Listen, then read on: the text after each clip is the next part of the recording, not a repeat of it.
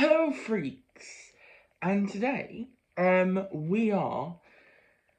Well, I'm returning to the world of reviewing Doctor Who books because, I picked up the wrong one because I have finally read Cat's Cradle, Witchmark by Andrew Hunt.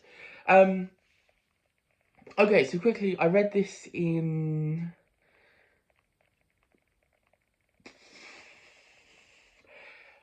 I want to say August. It was a little while ago now, so this review has taken a bit of time. Or actually no, it might have been the beginning of September, but it's taken at least a month, I think. Or the sort of near end of, I think it was near the end of September. So, yeah. So it's taken a little while to get to this one. But to be honest, it's kind of because this was a major disappointment for me. This was the first proper disappointment. I'm probably going to say this is my least favourite of the Virgin New Adventures. Just right out of the bat. Which is a real shame because I went into this one, I know this one does get beat up quite a bit in the fandom. You know, this one is generally considered one of the lesser Virgin New Adventures.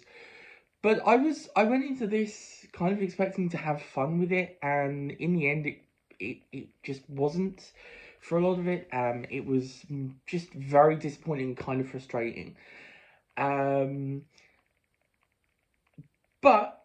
I'm sort of leaping ahead here. So let's pull back a little bit. So Cat's Cradle, Witchmark, written by Andrew Hunt. I believe it's the only Doctor Who book he's done. The only book he's done, period, I believe. I could be wrong. I haven't looked too deeply into it, but I'm pretty sure this is the only book he's written.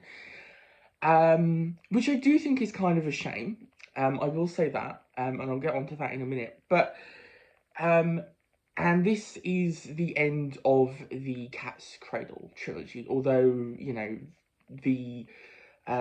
some of the storylines continue past the Cat's Cradle, but the actual Cat's Cradle trilogy, the naming thing, it ends here. And I think that kind of does it dirty as well. Like, that kind of adds to the disappointment with it. To be honest, I think this probably should have been the second book in the trilogy. This feels a lot more like an apocalypse, like Time Worm Apocalypse, than it does something like Time Worm Revelation, or, you know, something that would end a arc. And the arc is very loose. That's, you know, that is fair. They didn't need to do like a massive thing, but really this feels like it was supposed to be just a fun adventure romp. And I think this would have been better placed in the middle anyway, because you have two very sort of high concept, kind of difficult, dense Doctor Who books, one after the other. It would have made a nice break to have something that was going for more of a romp adventure type thing. But hey, that's not what happened. We're at the end of the trilogy, so there. So this one is basically one of the... There is a lot of those, like, Doctor Who meets fantasy. It's an idea that keeps getting returned to. This is one of them. It does it not great, in my opinion. Really rather poorly. So it's basically the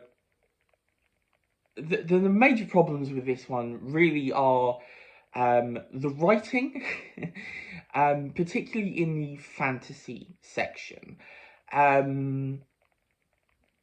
The story is kind of all over the place, but I don't think that would have been a massive problem if, like, the plotting is all over the place. I don't think that would have been a massive problem if the writing the prose were worked on in a better way, to be honest. And characterization as well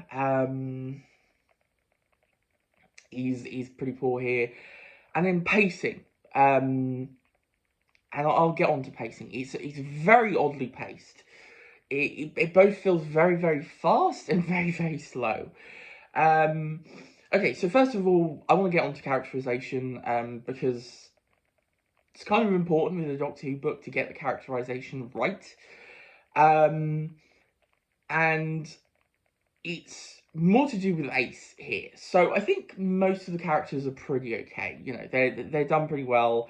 Particularly in the sort of modern day setting near the beginning of the book. The actual sort of first little bit before we get into the fantasy world was actually quite good. I was actually enjoying the book.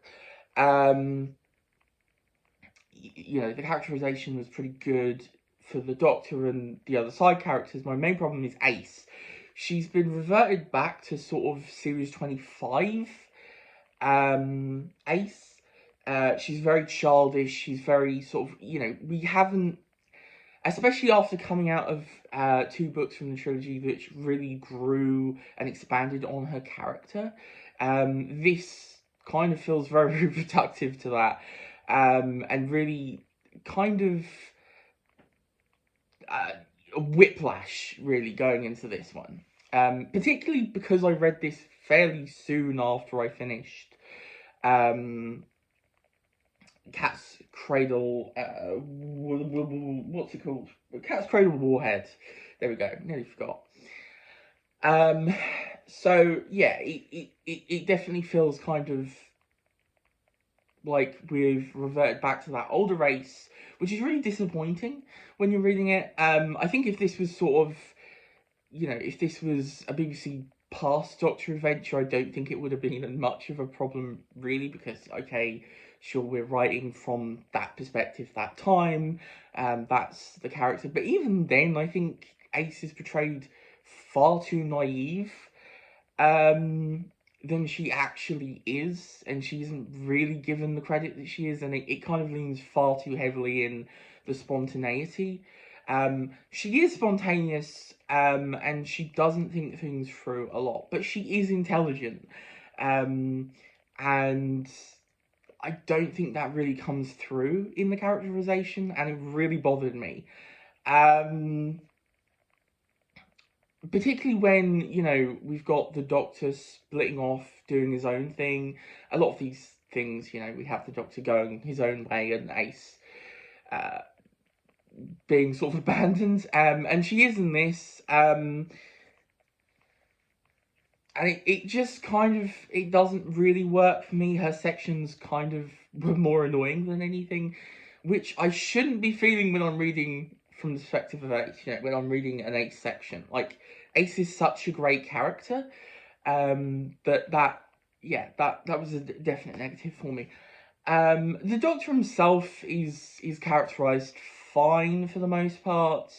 There's not really any sort of standout Doctory moments, or Seventh Doctor moments, really, but it's fine. It's very sort of conventional Doctor, which is fine, because, again, as I keep saying, this is, I think, supposed to be sort of more of a fun adventure romp, and that I was kind of after the 2 very sort of,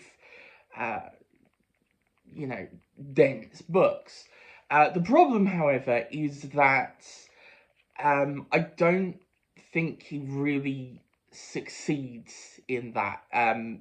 Other elements come into the book, like the writing, that kind of make it not fun to read. So I need to tackle the writing here. I've seen people with reviews either say the writing is really good and it's the plot that's the problem, or the writing is really bad, the plot is good but the writing's very... I think it's kind of both. I think, to be honest, the plot is fine for what it is. There's some interesting ideas. I do like the actual central conceit of what's going on in the fantasy world. And I think the fantasy world could have been really interesting. The problem is, I think Andrew Hunt was trying to write it. The stuff in the fantasy world is seems to be written like classic fantasy, or sort of like fable. It's difficult to describe, but it's very brushstrokes. So the descriptions are very broad. Everything happens fairly quickly. We're not given a ton of depth. It definitely feels like it takes a lot of inspiration from things like Lord of the Rings and Hobbit and that, because this is a journey. This is an adventure. You know, they are journeying to get to this place in the land, and so they keep stumbling across roadblocks. The problem is none of the roadblocks are particularly interesting or exciting. And because of how it's written in this style of very broad, not giving a lot of depth to it, it ends up just being very hollow. It's very difficult to describe. But things just kind of happen, and we go on, I guess. You know, it's just not particularly well done. The stuff outside it, and this is why it makes me think he's going for something inside the fantasy world, because the writing outside of that is pretty good. It's not amazing. It's very obvious that this is, you know, his first work. But it's good. The prosa are pretty well done. There's some nice passages in there early on, you know, describing Wales and its landscape and stuff. I believe it's Wales, you know. We have some nice character interactions and moments, but as soon as you get into the fantasy world, it all sort of drags, somehow, even though it's very, very quick. And I feel like I know none of the fantasy characters particularly well. Like their motivations just, like, I guess I get sort of, but not really. It almost felt like, and it kind of threw me off, like we were going for a simulated world. And sort of, but it's not in that way. Like I kind of thought, is he sort of trying to do it so like they're supposed to be cardboard cutouts, so like they're computer characters, but they're not. That's not what is happening in this world.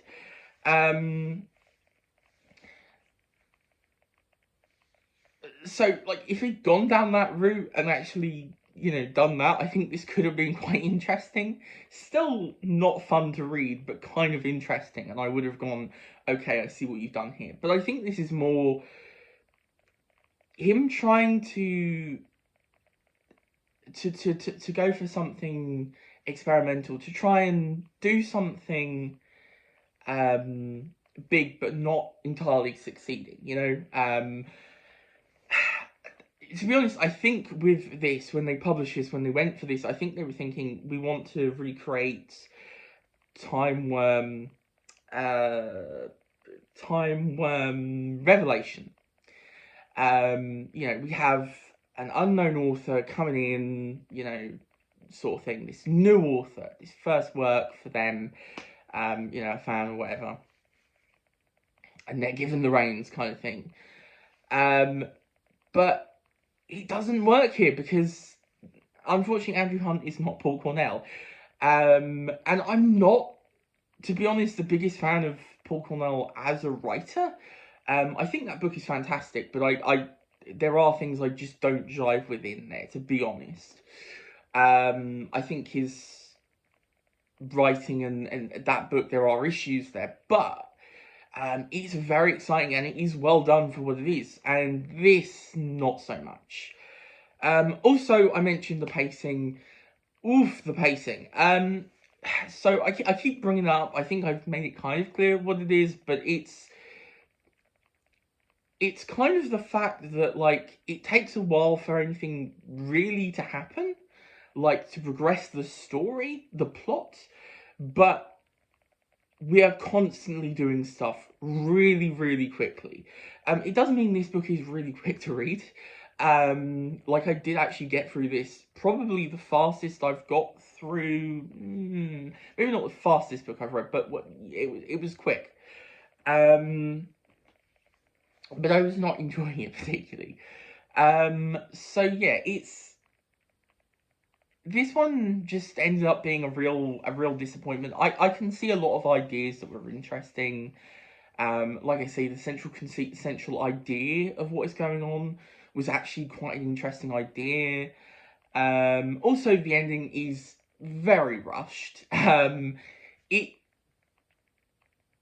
it's all explained, but just so quickly that I did put the book down and go, huh? What happened? It is all explained though, but yeah, it's such a quick resolution. It just feels like Andrew Hunt finished his story and then went, crap, I need to finish the arc and stuff. Because the actual plot that he was going for, I think, ends quite early. And then he's just sort of rushing to fill all of this other stuff in.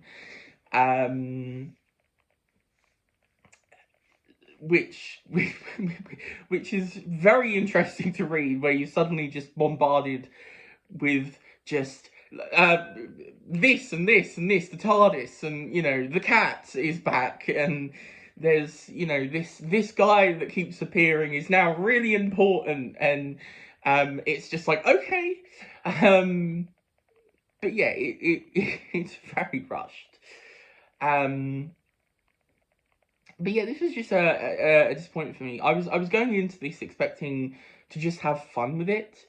I thought, yeah, I'm probably not going to enjoy it as much as the other two. Those would work for me. There was something particularly about them that just really grabbed me. I love them. They're my favourites. But with this, I was like, I'm going to have fun with it, I think. And unfortunately, for a lot of this book, I really didn't. The early section I did, though. I want to give that credit. There was some good characterization. There was some writing that was good, I think the build up of the mystery before you get to the fantasy world is really well done, actually. Well, not really well done, but well done for what it is. It's you're sort of gradually getting little pieces, and you know a bit more than some of the characters, so it's quite fun. And you're still in that early stages of like, ooh, how is it going to fit into, how is a fantasy thing going to fit into Doctor Who? So yeah, it's quite a good idea. I liked a lot of that, but yeah, unfortunately, this really didn't work. So this is definitely at the bottom of the pile for me. Unfortunately, I really wish I wasn't saying that, especially because this has such a gorgeous cover as well. I was kind of hoping this would be a favourite, to be honest, just for the cover alone. But yeah, that is sad. But we're going to be talking about the Virgins, well, obviously Virgins for more, but the Cat's Cradle trilogy and the Time Worm trilogy a bit more. It's not completely done, but I am out of the early arc stage of the Virgin New Adventures, which is really, really cool. I'm really, really excited now. So yeah, I'm going to do a wrap up of the Cat's Cradle trilogy, sort of talking about what I think of it overall as a trilogy and the arc and stuff.